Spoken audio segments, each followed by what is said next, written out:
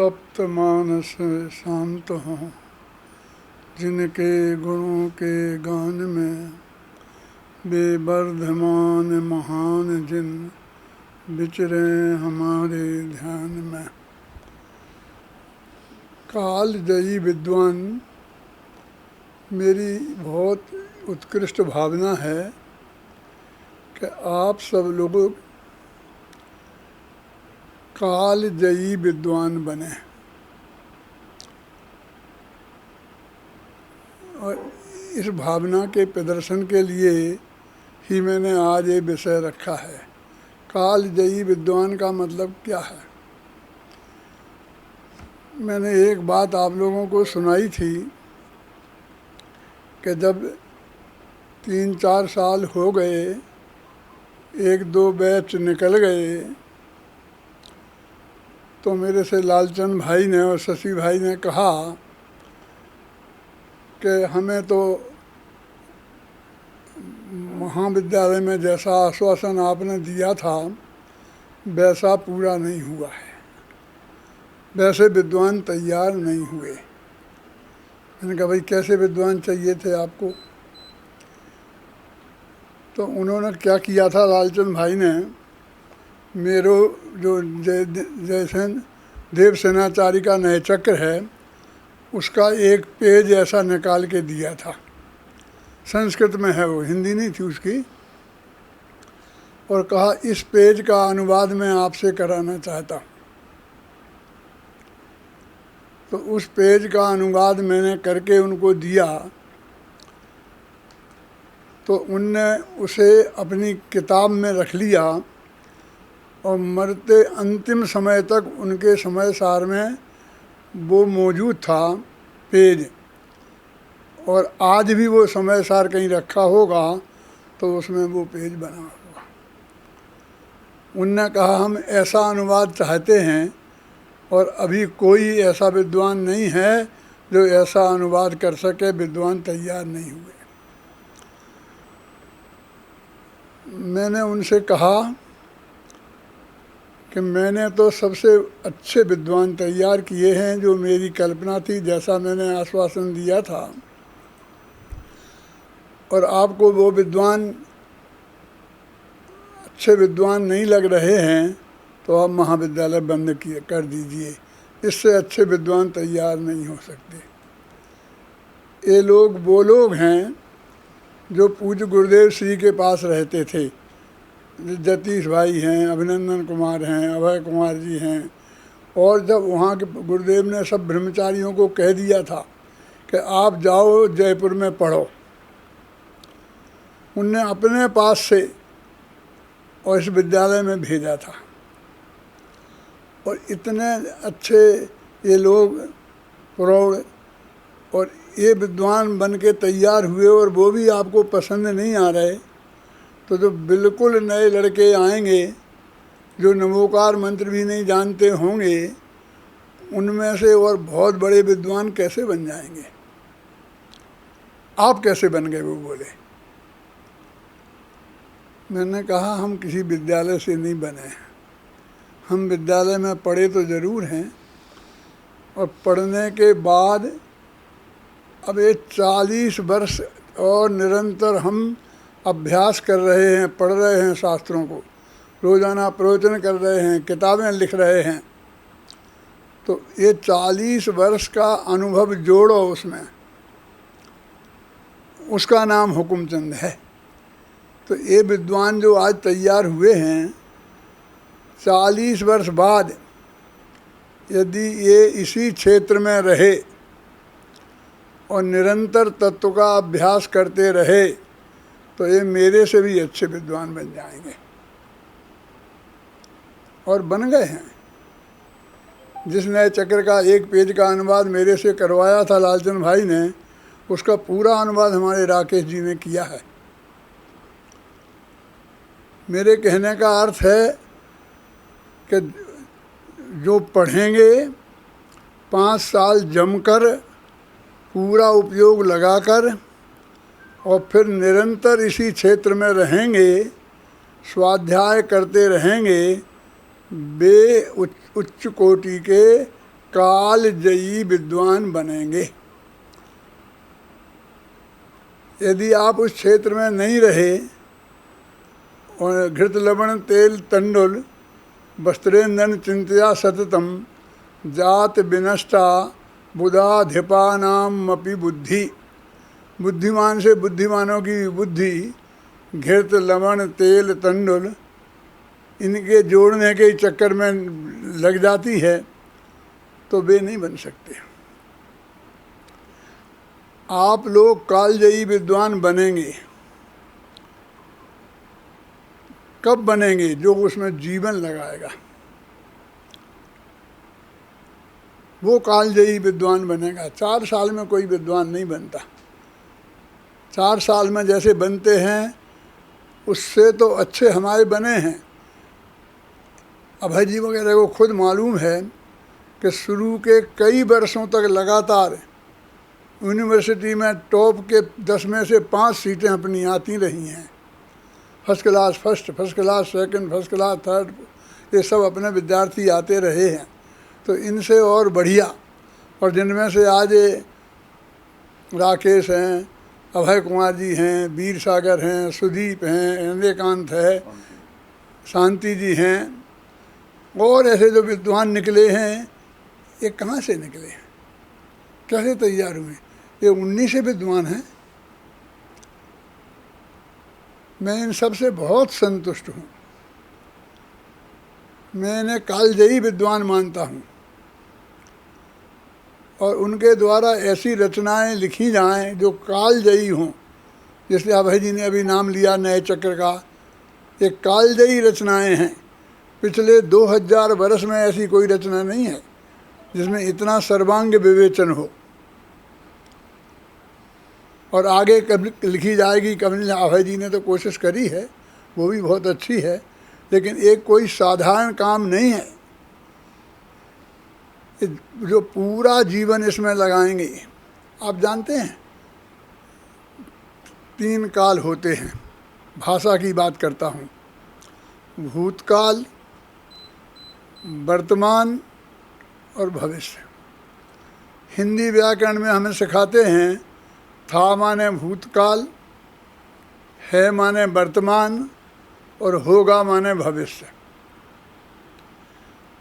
अब मैं आपसे पूछता हूँ, कई लोगों को पता होगा, मैं जानता हूँ, मैंने पहले भी बताया है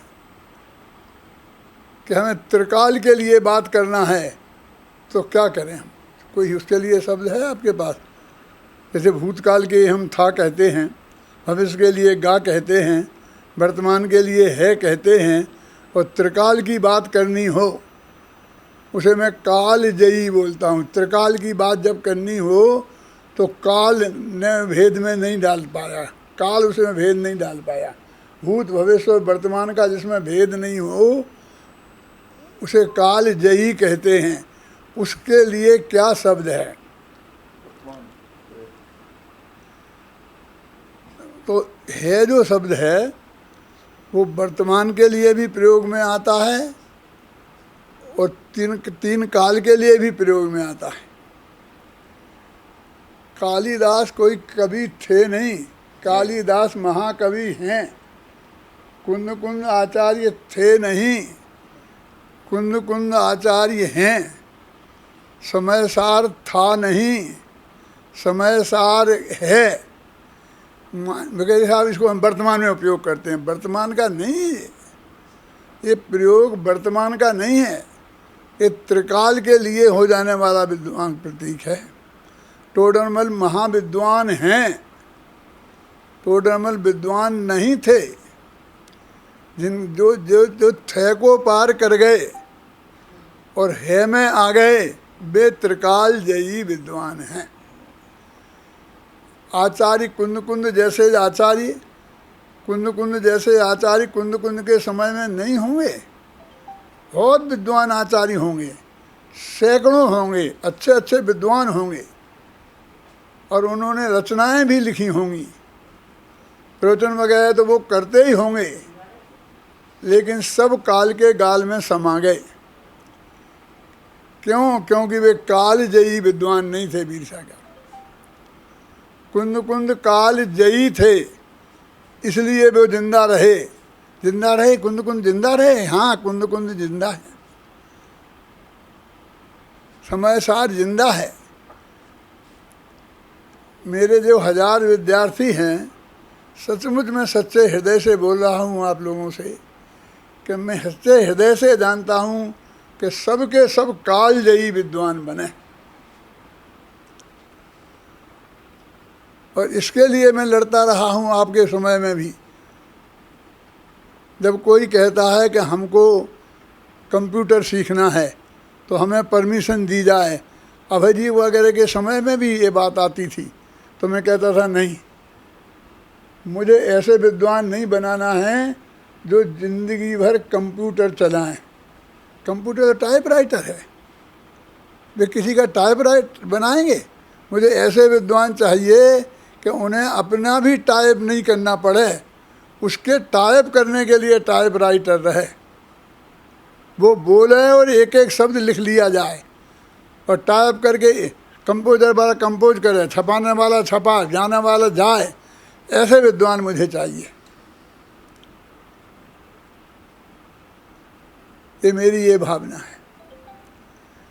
इसलिए मैं ऐसी भी कोई कला सिखाने के लिए तैयार नहीं हूँ।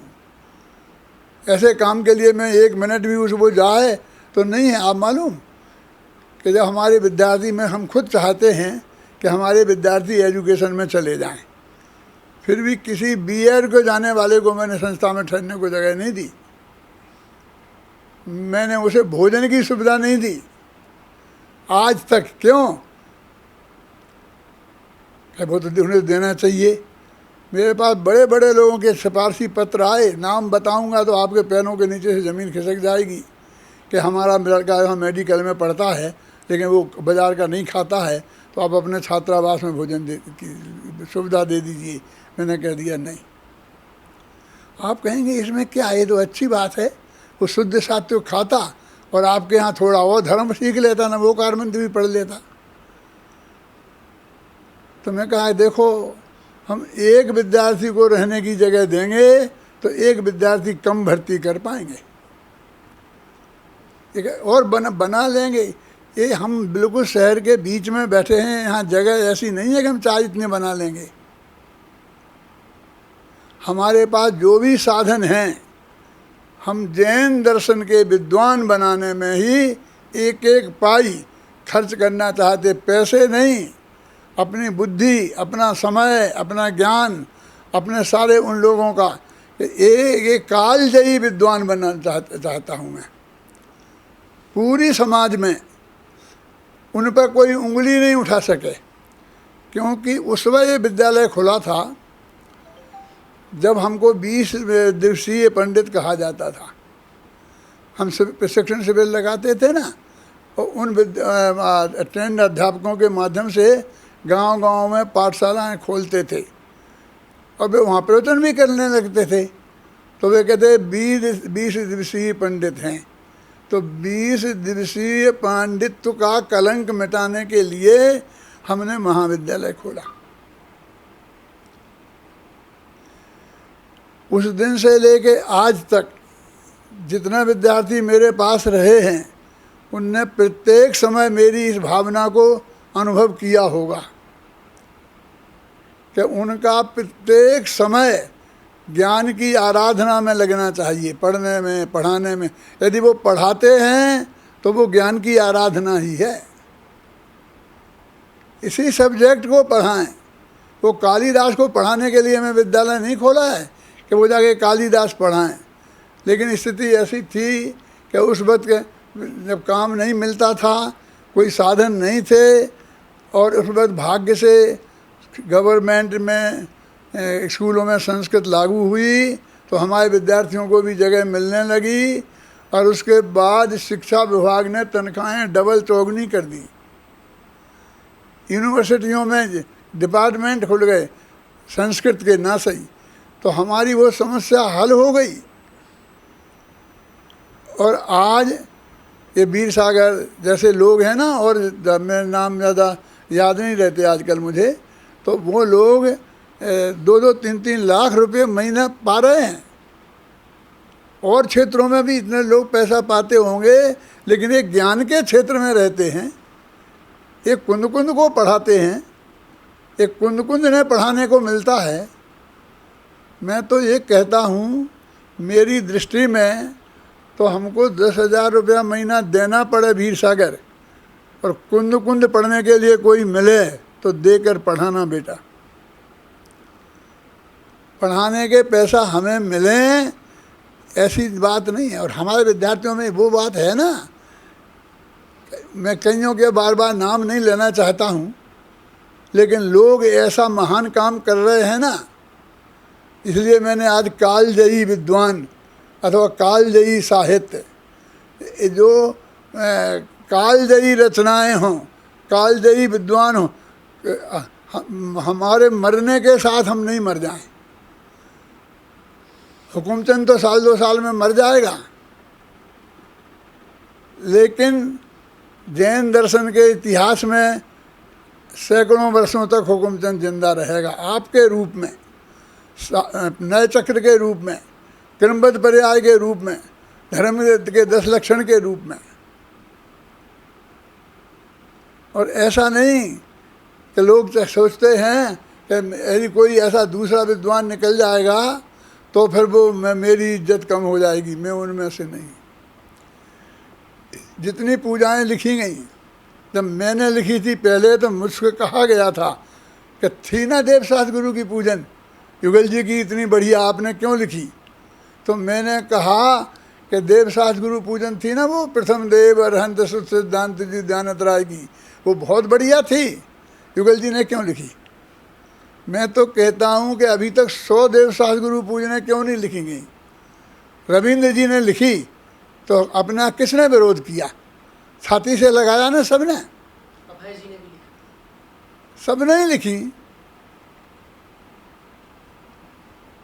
मैं ये कहना चाहता हूँ कि हर सब्जेक्ट पे जो मैंने लिखा, अभय जी ने नए चक्र पे लिखा, किसी ने क्रमबद्ध पर्याय पर लिखा, तो मैंने किसी को मना नहीं किया, सबको प्रोत्साहित किया। लोगों ने मेरे से तरह तरह की बातें करी कि आपकी किताब की नकल। मैंने कहा मैं नहीं है, नकल है तो मेरी खुशी की बात है ना, क्या करें, दूसरी क्या करेंगे? नए की जो परिभाषा है जो मैंने लिखी वो नहीं लिखेंगे, दूसरी लिखेंगे। यानी हमारा हर विद्वान, मेरे 1000 विद्वान, मुझे ऐसे विद्वान चाहिए। और वो कब बनेंगे? जब वो यहाँ 4 साल 5 साल पढ़ते हैं तो गर्दन उठा करके नहीं देखेंगे। यदि उनने यहाँ वहाँ देखा कि मुझे ये भी सीख लूँ, मैं ये भी सीख लूँ, मैं ये भी सीख लूँ, कि मैं थोड़ी क्रिकेट सीख लूँ, तो मैं तो खेल का भी विरोधी था, ये तो अन्ना जी ने आकर के शुरू करवा दिए। मुझे नहीं है बर्दाश्त। वो 24 घंटे इस ज्ञान के क्षेत्र में लगें, जो इस क्षेत्र में लगता है मेरा सीना फूल जाता है। मैं समय सार के सामने बोल रहा हूँ, समय सारी कसम खा के कह सकता हूँ कि किसी से जलन के कारण, द्वेष के कारण मैंने किसी को कुछ नहीं कहा, किसी को कुछ नहीं रोका। मैंने सिर्फ जो हमारे पास एक दफ़े आ गया है, जो हमारे पास शास्त्री बन के निकल गया है कि निकलने वाला है, वो सारे जीवन भर इस क्षेत्र में रहे और वो कालजयी विद्वान बने, ये मेरी अत्यंत पवित्र भावना है, जिसकी वजह से मैं ये बात कही। लोगों ने मेरे से कहा कि बहुत कड़क शब्द, एक अपने विद्यार्थी का पत्र आया ना, किसी का, अशोक का था, अशोक जी दिल्ली, अशोक है ना दिल्ली में, क्या ना, गोयल, कि 85% से मैं आपके सहमत हूँ, 10% आपने कठोर शब्द बोले, उनसे मैं सहमत हूँ। अफसोस है आपको ऐसा कहना पड़ा कि मैं हाथ जोड़ के माफ़ी मांगता हूँ। परमात्मा में ये कह रहे हैं, उन्होंने कहा कि मुझे आपको ऐसा कहना पड़ा कि मैं हाथ जोड़ के माफ़ी मांगता हूँ, और नहीं तो मेरा मरा मुँह देखोगे। तो उन्होंने दुख प्रकट किया कि आपको ऐसा क्यों कहना पड़ा। यानी मेरे से कोई शिकायत नहीं करी है, लेकिन वो शब्द यदि अपशब्द हैं तो मेरा हृदय कितना आंदोलित हो गया होगा, आप कल्पना करो, जब मेरे मुंह से ये शब्द निकले हैं। मैं तो ये भाषा ही भूल गया था कि तुम मेरा मरा मुँह देखोगे, तो बुंदेलखंडी भाषा है, कभी मेरे किसी के मुंह से सुनी होगी कभी। ये मरा मुँह देखना वाली भाषा कहाँ की है, कौन जानता है? बुंदेलखंड वाले जानते होंगे। मैंने तुम्हें थोड़ी कहा कि तुम मर जाओ। मैं आपसे कहना चाहता हूँ अत्यंत पवित्र हृदय से कि मैं आप सबको कालजयी विद्वान के रूप में देखना चाहता हूँ। और अभी जब अच्छे प्रतिभाशाली विद्वान मेरे पास विद्यार्थी आने लगे, अरे जिनकी वजह से मैं जिंदा हूँ,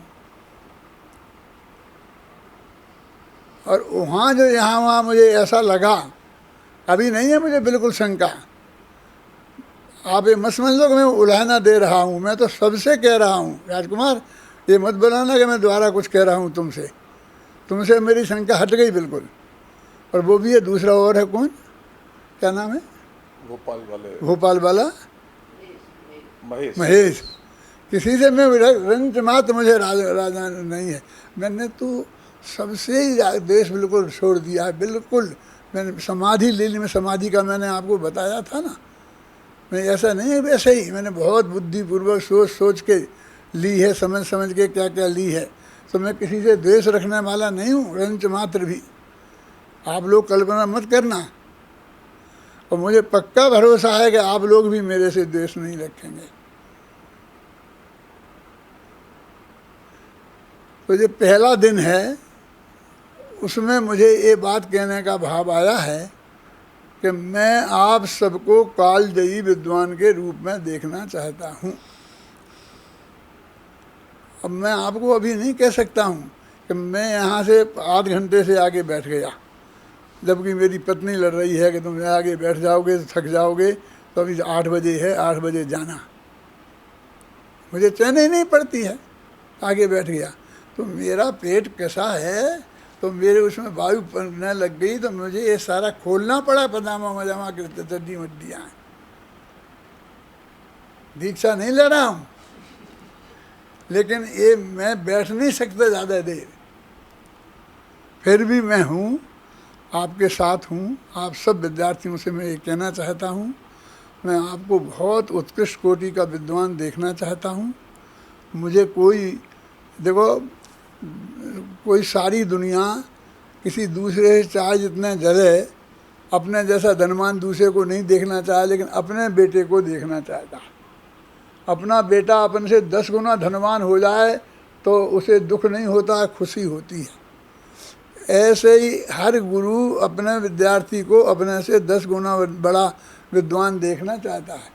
देखकर प्रसन्नता होती है, और होनी चाहिए।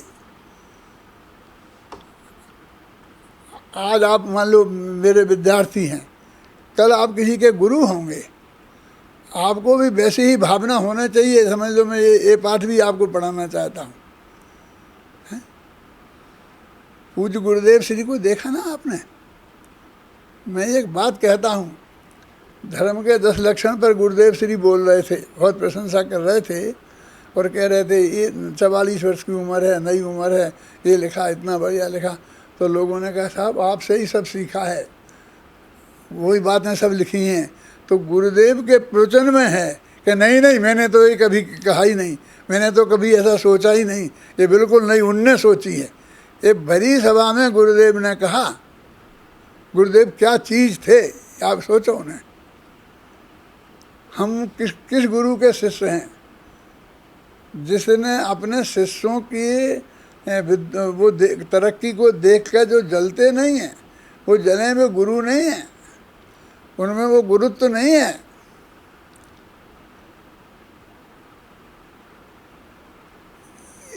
मैंने मालूम एक कहानी लिखी है, वो है ना कौन से धरसेनाचार्य के जागृत विवेक, उसमें मैंने एक पंक्ति लिखी है। मुझे कई दफ़े याद आ गई तुम्हारे सुनाने के लिए, अभी फिर भूल गया हूँ, आ जाएगी थोड़ी देर में, कि मुझे कैसे शिष्य चाहिए। मुझे बुद्धू शिष्य नहीं चाहिए जो गुरु के ज्ञान से इतने आतंकित हों।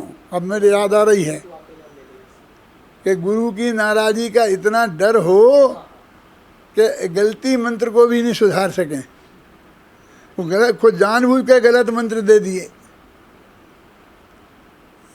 और उनने सुधार लिया तो वे खुश हुए, और उन्हें बहुत इस बात का दुख हुआ सुधारना पड़ा, इसलिए उसकी माफ़ी मांगी गुरुदेव। तो उनने कहा कि विनय की मर्यादा भंग नहीं की और बुद्धि को गिरवी नहीं रखा। ऐसे शिष्य चाहिए।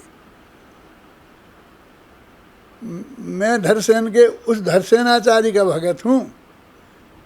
जैसे ऐसे शिष्य चाहिए, मुझे भी ऐसे ही शिष्य चाहिए। सब मेरी हाँ में हाँ मिलाते चले जाएं और मेरे गीत गाते रहें, ऐसे नहीं चाहिए मुझे। इस तत्व धारा को गहराई से अध्ययन करें, आत्मा के कल्याण में लगें खुद, और जगत में इसका आगे से आगे बढ़े। ये अकेली गुरुदेव की वाणी को आगे बढ़ाने वाली बात नहीं है। ये तो हम समझ लो कि गुरुदेव के अनुयायी कुछ ऐसे हैं, दुर्भाग्य से हमारे कहने हमें बोलना पड़ता है। हम गुरुदेव की वाणी को बढ़ाने के लिए हैं कि सर्वज्ञ भगवान की वाणी को बढ़ाने वाले के लिए? हम तो बीतरागी सर्वज्ञ की वाणी को बढ़ाने के लिए हैं। गुरुदेव ने भी उसी वाणी को बनाया है, लेकिन हम क्या करें, कुछ लोगों को यही सुनना है कि गुरुदेव की वाणी, गुरुदेव के तत्व ज्ञान का यदि प्रचार करना हो तो। ये मूल तत्व ज्ञान है राकेश। ये महाभाग्य से गुरुदेव की कृपा से हमारे हाथ आ गया है। हम अपात्र हैं यदि इतनी महान चीज़ को हमारे पास आ गई और उसे हम नहीं पचा पा रहे, उसे हम आगे नहीं बढ़ा पा रहे, हम यदि हम कहीं भटकते हैं तो कौन मार्गदर्शन करेगा? इस भय से कि ये नाराज़ हो जाएगा, वो नाराज़ हो जाएगा, और मैं अपनी भावना प्रकट नहीं करूं तो मैं समझता हूं मैं अपने कर्तव्य से च्युत हो रहा हूं। मैं ये नहीं चाहता हूं कि हमारे विद्यार्थी बहुत बढ़िया से बढ़िया, अच्छी से अच्छी, इन लोगों को 4-4, 3-3 लाख रुपए महीना मिलने लग गए, उसको मुझे तकलीफ हुई है? हमने तो कभी सोची ही नहीं। हमको इस बात का बिल्कुल दुख नहीं है कि हमने कैसे मिला और क्या मिला और क्या नहीं मिला। मेरे बच्चों को मिलता है तो मुझे बहुत खुशी होती है, लेकिन इसी क्षेत्र से मिले। वो जैन तत्व ज्ञान को जिनवाणी के पर महा काम करके और ये उपलब्ध करें, मैं ये चाहता हूँ। बुद्धि तो कभी भी कहीं भी लगाओगे फलेगी। बुद्धि तो हर जगह फलती है। तो कालजयी साहित्य की रचना हो, क्योंकि वाणी बदल जाती है, भाषा बदल जाती है। कहते 12 कोस पे बदले पानी और 12 बरस में बदले वाणी। तो निरंतर नई नई भाषा में, नए नए क्षेत्रों में, क्षेत्रीय भाषाओं में, हिंदी में, गुजराती में, मराठी में, कन्नड़ में, तमिल में, अनेक भाषाओं में, प्रांतीय भाषाओं में कितना काम चाहिए, कितना विद्वान चाहिए। मेरे कहने का मतलब ये है कि 1000 हो गए तो बहुत ज़्यादा नहीं हो गए, समझे ना? अभी हम सब, मैं ये चाहता हूँ अभय जी, आप जैसे सब विद्वानों से अपेक्षा करता हूँ कि आप निरंतर ऐसे विद्यार्थियों को प्रेरणा दें, विद्वान बनाने की जीवन भर इसी में लगाए रहें, ऐसे लोगों को तैयार करें, इसके लिए अपना जीवन लगा दें। ये मेरी भावना है कि ये जैन तत्व ज्ञान, असली तत्व ज्ञान हमारे हाथ लगा है। हमारी ताकत है कि पुरानी सब पूजने बदल करके नई रूप में बिल्कुल आध्यात्मिक बना सकते हैं। ये इतने विधान हम बना सकते हैं, इतने हम खड़े कर सकते हैं अध्यात्म के। यदि विद्वान नहीं होते, क्षीर सागर। तो क्या होता फिर वही हमें जय जय जय जयनाथ बोलना पड़ता है। देखो वो पूजा जो हम करते थे सबको कंठस्थ थी, उसका मैं फल का संदेश सुनाया करता हूँ लोगों को कि लोचन सुरसना ग्राम और उत्साह के करतार हैं, वो पे न उपमा जाय वर्णी सरस फल गुण सार हैं। कितने बढ़िया फल हैं। लोचन देखें तो आंखें तृप्त हो जाएं, रसना जीभ लपलपाने लगे, घ्राण उसकी गंध से नाक प्रफुल्लित हो जाए और हृदय उछलने लग जाए। लोचन सुरसना घ्राण उर उत्साह के उत्साह भर दे, और मुँह पे उपमा बरनी नहीं जाए। अरे गजब हो गया। एक तो कुंद कुंद थे जिन्हें सिद्ध भगवान की उपमा नहीं मिली, अनुपमेय थे, और इनके लिए भी अपनी सड़ी सड़ाई बादामें अनुपमेय लग रही हैं। उपमा न भर नहीं जाए, मैं उसकी उपमा नहीं बता सकता हूँ। ये फल पूजा है क्या अनंत भगवान की पूजा है? भाग्य से हम कहते भी फल पूजा है, बोलते हैं जल पूजा है, फल पूजा है।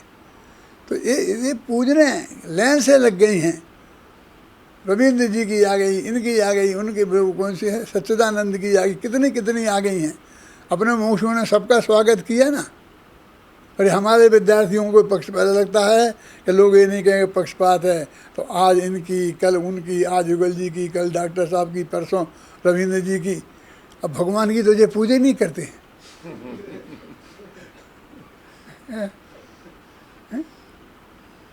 क्या उपलब्ध किया है हमने, किन लोगों के माध्यम से किया है बोलो? जिनने जीवन इनने लगाया है उनके माध्यम से किया है। इसलिए मेरी ये भावना है, जिसके हृदय को कोई भी ठेस पहुंची हो तो मैं अब आज फिर माफ़ी मांगूंगा, तो फिर किसी का पत्र आ जाएगा। लेकिन मैं बहुत पवित्र हृदय से ये बात कह रहा हूँ, कोई बुरा नहीं माने, कोई मेरी बात का बहाना बना कर किसी को उलाहना नहीं दे, किसी को शर्मिंदा करने की कोशिश नहीं करे। ये मैं आप सब लोगों से अपील कर रहा हूँ।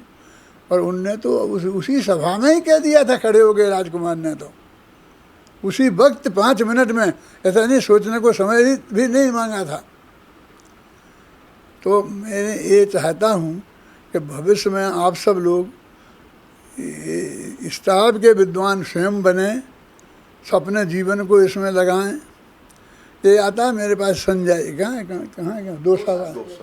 तो ये हिंदी साहित्य में बहुत अच्छा विद्वान है, बहुत अच्छा, और 1000 में और कोई नहीं है। ये और नहीं मिला मुझे कोई। विशाल नाराज मत हो ना, तुमने भी वो काम नहीं किया जो इसने काम किया। तो मैं इससे भी कई दफ़े कह चुका हूँ कि मुझे हिंदी साहित्य के ऐसे विद्वान चाहिए। सूर तुलसी वाले के, सूर तुलसी से तुम्हें क्या लेना देना? अरे दौलत राम को सूर तुलसी जिनने पढ़ी होगी वे ही उसका अर्थ कर पाएंगे। दौलत राम की एक स्तुति मैं जिसे कालजयी कहता हूँ, सकल गे गायक तदपि। बताओ मुझे ऐसी कोई स्तुति दूसरी वो उस जमाने की लिखी हुई है, जहाँ येला केला पूजों में चल रहा था, और जहाँ स्तुतियों में भगवान बस तूने ऐसा किया, ऐसा किया, ऐसा किया चल रहा था। मैंने अभी इसको कहा कि जो मैं आके बैठा हूँ तो सुन रहा हूँ, तो तुम्हें मुझे वो भक्तियाँ सुना रहे पुरानी? अरे मेरी लिखी सुनाओ। कि आपकी लिखी? अरे मेरी लिखी नहीं, मेरा दिमाग उनसे बनेगा, वो बातें कहने का मेरा भाव आएगा। मैं आगे बैठ के सुन रहा हूँ और तुम मुझे वो सुना रहे हो, जो कर्ताबाद की जिस में आ गई है। बंद करवाई मैंने इसको, क्या नाम है अपना, जिनचंद है ना, जिन कुमार को कहा। और अभी मैं सारे देश वालों को कह रहा हूँ, काय को बनाई इतनी? अभय कुमार जी ने इतनी बनाई क्यों रखी? क्या बनाई है? कौन सी वे छपी है? मैं नाम किताबों के नाम भूल जाता हूँ। भक्ति सरोवर। तो मेरे कहने का अर्थ ये है कि सब ऐसी जो असली तत्व ज्ञान की पोषक हैं, ये सब चीज़ें बनाओ राजकुमार तू लेखक है, तेरी बहुत बड़ी जिम्मेवारी है, तेरा एक समय इसमें बर्बाद नहीं होना चाहिए। मुझे बहुत खुशी होगी यदि मेरा ये संदेश आप लोगों तक पहुंचा, आप लोगों ने अपनाया, तो मुझे बहुत खुशी होगी। इसी मंगल भावना के साथ मैं आज की बात समाप्त करता हूँ।